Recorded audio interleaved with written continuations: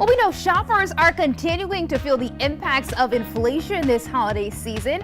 And as we talk about money, we understand it can also be a tough topic to talk about in our households, among family. So to help navigate this conversation, our team is sitting down with financial expert Steven Hughes, who joins us now to discuss how to have healthy conversations surrounding finances. Steven, it is so good to see you, my friend.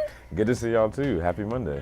All right, so first things first, you tell us that you want us to lead with questions, not assumptions. Break that down. Tell us what that means. We want to get the conversation rolling, and to get that started, you want to start with questions with how or what, or even tell me about, so that the people that you're talking to in your family can feel like you are letting their guard down and that they can share with you the things that they've experienced, they've seen, and they've heard about money.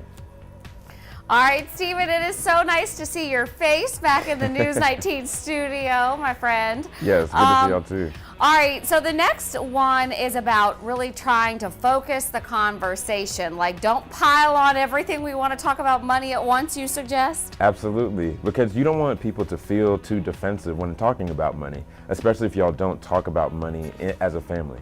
So bring a few topics that you want to cover, but really focus on one. Plus, we know that money is connected to everything, so you may end up talking about more topics than you wanted to, but you want to make sure that you focus on one, whether it's estate planning, whether it's helping each other around challenging times around money, or whether it's making money together as a family or something else. Yeah, and that's probably a good idea not to drink while you're having these conversations too.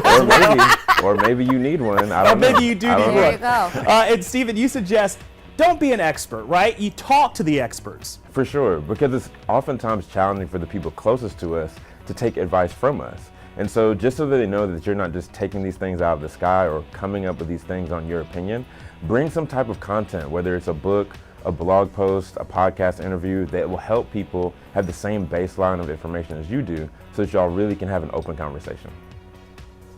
All right, Steven, I'm gonna throw one more question out to you. All right.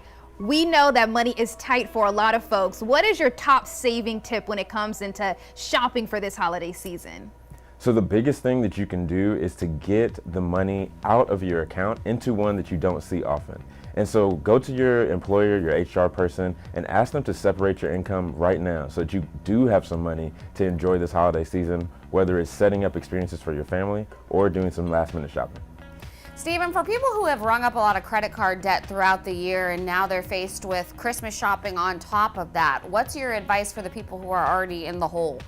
So for people who want to give gifts, maybe they are more thoughtful this year. Don't run yourself into a further hole when it comes to debt, but talk to your family members and maybe do a secret Santa or a gift exchange so it's not as much pressure as spending money on a ton of gifts for everybody. I love that idea. So thoughtful things. Yeah, that's what really matters this holiday season. All right, it's Steven. The thought that counts. Exactly, the thought that counts. Thank you so much for joining us. You know, we love your wisdom when it comes to navigating our finances. But again, thank you for joining us.